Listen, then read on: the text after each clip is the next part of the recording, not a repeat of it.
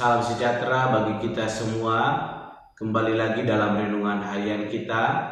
Mari Bapak Ibu kita memuji Tuhan dari Kidung Jemaat nomor 18. Allah hadir bagi kita. Allah hadir bagi kita dan hendak memberi berkat, melimpahkan kuasa Roh-Nya bagai hujan yang lebat. Dengan Roh Kudus ya Tuhan, umat-Mu berkatilah, barui hati kami, oh curahkan kurnia. Amin. Mari Bapak Ibu kita membuka Alkitab kita dari kitab Yesaya pasal 14 ayat ke-24 sampai dengan pasal 15 ayatnya yang ke-9. Demikianlah firman Tuhan dengan perikop ucapan ilahi terhadap Asyur. Tuhan semesta alam telah bersumpah firman-Nya, sesungguhnya seperti yang kumaksud, demikianlah akan terjadi, dan seperti yang kurancang, demikianlah akan terlaksana. Aku akan membinasakan orang Asyur dalam negeriku dan menginjak-injak mereka di atas gunungku. Ku yang diletakkan mereka atas umatku akan terbuang, dan demikian juga beban yang ditimpakan mereka atas bahunya. Itulah rancangan yang telah dibuat mengenai seluruh bumi, dan itulah tangan yang teracung terhadap segala bangsa. Tuhan semesta alam telah merancang, siapakah yang dapat menggagalkannya? Tangannya telah teracung, siapakah yang dapat membuatnya ditarik kembali? Dalam tahun matinya Raja Ahaz datanglah ucapan ilahi ini, janganlah bersukaria hai segala Filistia, karena walaupun gak ada orang yang memukul engkau sudah patah, tetapi dari keturunan ular itu akan keluar ular beludak, dan anaknya akan menjadi ular naga terbang. Yang paling hina dari umatku akan mendapat makanan, dan orang-orang miskin akan diam dengan tentram. Tetapi keturunanmu akan kumatikan dengan kelaparan, dan sisa-sisamu akan kubunuh. Merataplah hai pintu gerbang, berteriaklah hai kota, gemetarlah hai segenap Filistia, sebab di sebelah utara sudah mengepul asap perang, dan barisan musuhmu maju tanpa ada yang mundur. Dan apakah jawab yang akan diberikan kepada utusan-utusan bangsa itu? Tuhan meletakkan sadar Sion, dan di sanalah orang-orang yang sengsara dari umatnya mendapat perlindungan. Ucapan ilahi tentang Moab. Sungguh dalam suatu malam Moab sudah dirusakkan, dibinasakan. Sungguh dalam suatu malam Moab sudah dirusakkan, dibinasakan. Putri Dibon naik ke bukit-bukit pengorbanan untuk menangis. Moab meratap karena Nebo dan karena Medeba. Di situ semua orang menggundul kepalanya dan memotong janggutnya sebagai tanda berkabung. Di jalan-jalan orang berlilitkan kain kabung. Di atas soto dan di tanah-tanah lapang sekaliannya meratap, sedang air mata bercucuran. Hesibon dan Eleale meraung-raung. Suara mereka kedengaran sampai ke Yahas. Sebab itu orang-orang bersenjata di Moab berseru-seru, jiwanya pun gemetar. Aku berteriak karena Moab, pengungsi-pengungsi sudah sampai ke Zoar, ke Eklat Selisia. Sungguh orang mendaki pendakian Luhit sambil menangis, dan di jalan ke Heronaim orang berteriak karena ditimpa bencana. Sungguh air di Nimrin menjadi kering dan tandus, dan rumput sudah kering, rumput muda sudah habis, tidak ada lagi tumbuh-tumbuhan hijau. Sebab itu segala harta yang mereka tumpuk dan segala yang mereka simpan, mereka bawa ke seberang sungai Haraibim.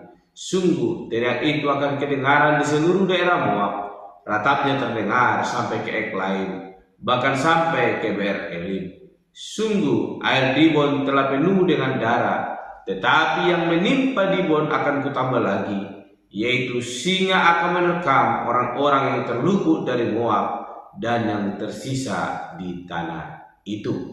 Amin. Bapak Ibu saudara yang terkasih, dalam nama Tuhan Yesus Kristus kita kembali merenungkan firman Tuhan Dan hari ini saya berikan tema bagi kita semua, yaitu rancangan Allah dalam kehidupan kita. Sekali lagi, rancangan Allah dalam kehidupan kita.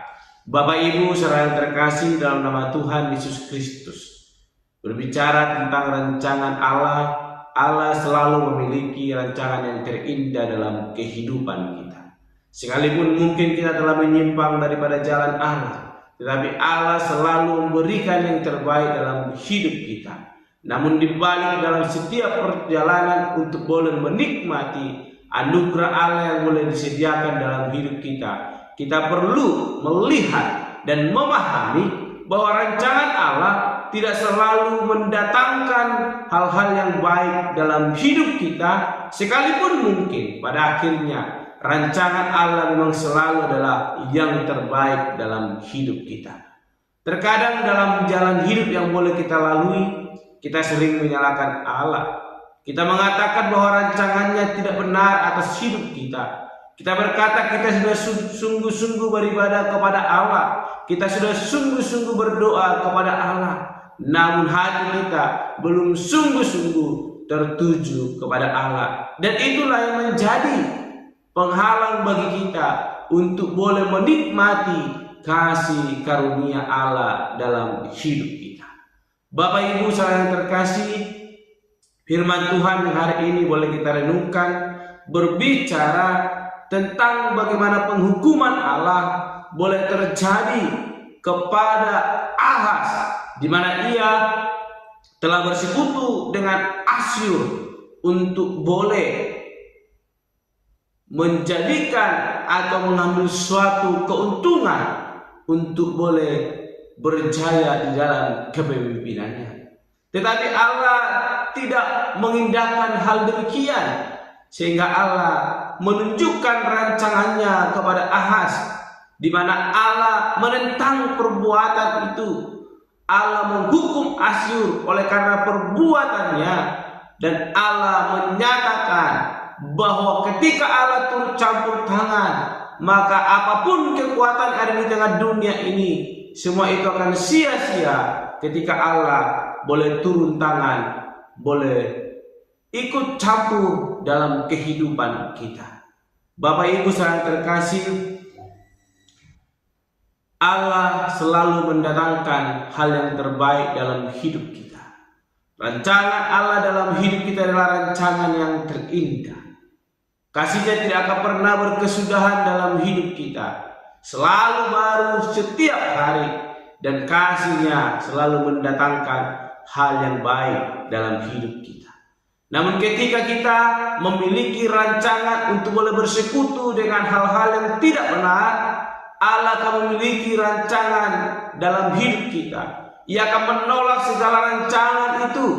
Dia akan mendatangkan penghukuman atas hidup kita ketika kita mulai melupakan Allah. Itulah yang dialami oleh Ahaz ketika politik luar negeri Ahaz yang pro kepada Asyur tidak diteruskan oleh Hizkia. Sesudah Ahaz mati, kembali Filistin mengirimkan utusan-utusannya dengan tujuan mengajak Yehuda bergabung dengannya menentang Asyur, dan ternyata semua itu ditentang oleh Allah. Allah memperingatkan bahwa pengganti Raja Asyur itu akan lebih keras menekan Filistin. Sebaliknya yang paling hina dan miskin dari Yehuda pun akan terpelihara ketika mereka sungguh-sungguh berpengharapan kepada Tuhan. Bapak Ibu saudara-saudara yang terkasih dalam nama Tuhan Yesus Kristus, ketakutan yang dimiliki oleh Hizkia ketika ayahnya Ahaz telah meninggal membuat dia memilih untuk boleh bersekutu dengan Asyur. Dia berpikir bahwa ketika ia bersekutu, maka ia akan mengalami ketentraman. Tetapi Allah menolak semua itu. Rancangan Allah adalah rancangan damai sejahtera, bukan rancangan kecelakaan. Sehingga pada akhirnya firman Tuhan berkata di ayatnya yang ke-30, Allah memperingatkan bahwa pengganti Raja Asyur itu akan lebih keras menekan Filistin. Dan sebaliknya Allah berkata, yang paling hina dan miskin dari Yehuda pun akan dipelihara oleh Allah. Bapak Ibu saudara yang terkasih, ketakutan kita dalam menjalani hidup ini sering membuat kita melupakan Allah. Padahal Allah telah memiliki rancangan yang indah dalam hidup kita. Ketika kita sungguh-sungguh percaya kepada Allah, maka Allah akan memelihara, menjagai kehidupan kita. Sebagaimana firman-Nya berkata, yang paling lemah di antara kita pun akan Tuhan pelihara. Bapak Ibu saudara terkasih, ketakutan, jalan hidup yang penuh dengan kepahitan terkadang membuat atau menutup mata dan hati kita kepada Allah. Kita mencari jalan yang simpel yang ditawarkan oleh dunia dan melupakan Allah yang telah menyediakan rancangan yang indah dalam kehidupan kita. Mari hari ini melalui kejadian yang dialami oleh Asyur dan Hizkia, kita mau mengingat kebaikan Allah. Kita mau mengingat para rancangan Allah dan rancangan damai sejahtera.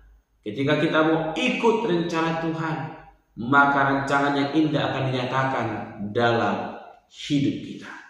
Di mana Allah melawan Asyur dan Filistia, di mana Allah menyatakan bahwa penindasan yang terjadi tidak akan selamanya membuat kita mengalami tekanan, tetapi Allah berjanji akan memelihara hidup kita seperti yang dilakukannya terhadap bangsa Israel. Dan ini perlu kita ingat bahwa semua kejadian yang terjadi dalam hidup kita Allah telah merancangkannya, dan semua itu ada dalam kendali Tuhan.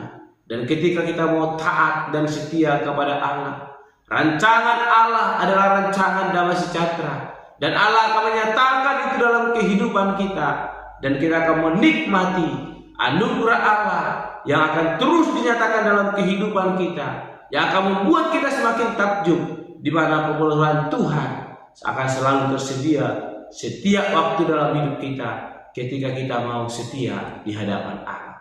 Oleh karena itu, Bapak Ibu saudara terkasih, mari kita merenung dalam hidup kita. Sudahkah kita setia di hadapan Tuhan?